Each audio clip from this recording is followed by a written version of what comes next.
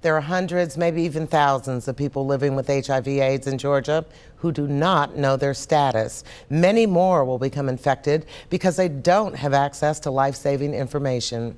The Empowerment Resource Center for Women is on a mission to change that. Take a look.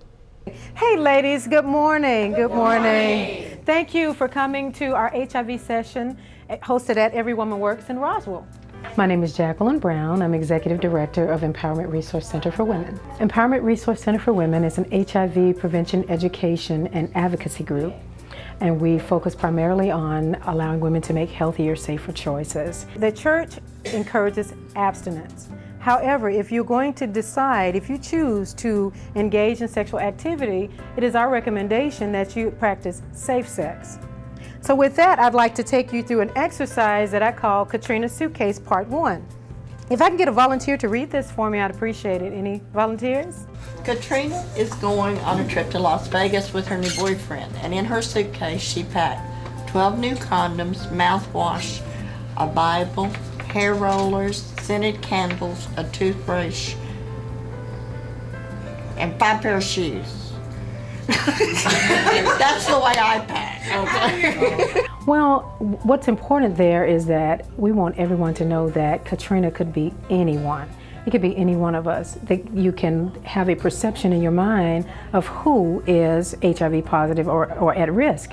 What we found is it's not categories that makes a person HIV positive, it's behaviors and activities. I learned today that AIDS or HIV can not be transferred through saliva, which I always thought it could be transferred through saliva. So let's talk about bodily fluids, okay? Breast milk. Yes. Blood. Yes. Semen. Yes. Pre-semen. Yes. Okay? Today I learned that there really is no cure for HIV and AIDS. And in some instances, I don't know what I thought. There is no cure for HIV, which is why our next segment we're going to go into knowing your status and getting your test done. This is a good presentation because she's very informative. She'll speak to you like nobody else will speak to you. She doesn't beat around the bush. She'll tell you straight up, this is what you have to do in order to protect yourself. And doesn't leave you sitting there guessing. Joining us now to tell us more about the work of the Empowerment Resource Center for Women is the Executive Director of the organization, Jacqueline Brown. Welcome. Thank you. It's my understanding that women are at greater risk now over the age of 50. Absolutely.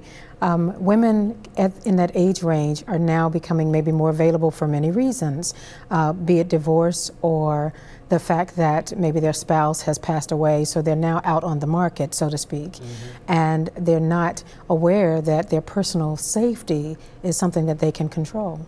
And you also said that there are instances where there may be IV drug users in the house and women may not be aware that the needles they use for health are actually being used by the drug user and put back. Absolutely. We found that it's the social network, that extended social network, that make people more susceptible to HIV.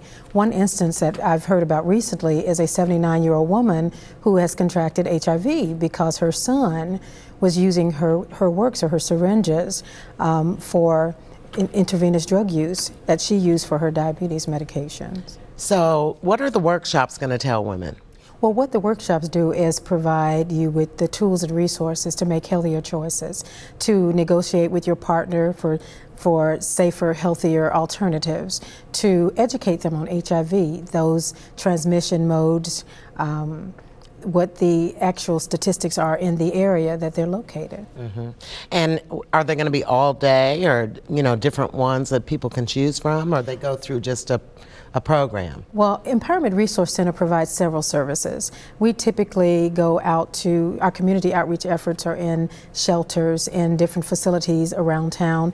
Every Woman Works is one of our collaborators. We provide a service there bi-monthly. And there are 1-hour workshops, there are 2-hour workshops. We have special event workshops where we do intervention. Well, thank you. And one of the most effective ways of HIV prevention is knowing your status. Take a look at how simple it is. Ladies, welcome to our next segment of the program. As I said before, Empowerment Resource Center for Women partner consistently with St. Joseph's Mercy Care Services, and they do the testing portion and counseling portion of our outreach program. So we'd like to have a volunteer to come up to demonstrate how simple and easy it is to do a swab. Thanks, Tilly. A test cannot be conducted without consent. These are confidential tests, and no one has the right to know your information and your status.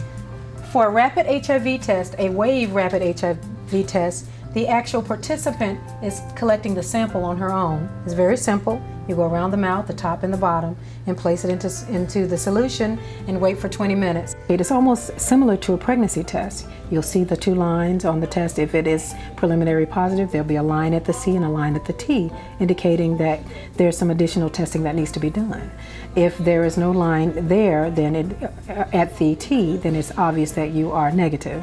So Ms. Tilly could see her results, and the actual tester interprets the results for you. Gotcha. Ladies, thank you for volunteering, and thank you, Pat, for conducting the test. All right, let's give them a hand. Just how accurate are these tests? These tests are very accurate. There is statistics that indicate there's a 99.3% accuracy rate for the test that we use. Test range is up to 99.6%. It's a 20-minute test, very accurate, very thorough, very easy, not scary. Good. You're going to have a testing event, I understand, that's coming up. Absolutely. We're having the Take Charge, Get Tested event on June 27th. It's on Auburn Avenue between Fort and Hilliard Streets. It's a street fair and HIV testing event. It's a fun fair. We're inviting everyone to come out because it's important that you know your status. How often do you have to get tested? I've heard that, you know, it's good to do it every 6 months or so. Is that? It depends on your risk status. We encourage people to get tested often. The purpose of the Take Charge, Get Tested fair is to open that dialogue and to make HIV testing routine. If you are at risk, certainly you get tested more often. There is a 3-month window that if you have had relations with someone who is HIV infected, you would want to go back within 3 months of that time. So the 3 months, it's not 6 months, then it would be 3 months. It's actually 3 months now. And why do you think so many people don't do it? I think it's a fear. I think HIV brings with it a stigma.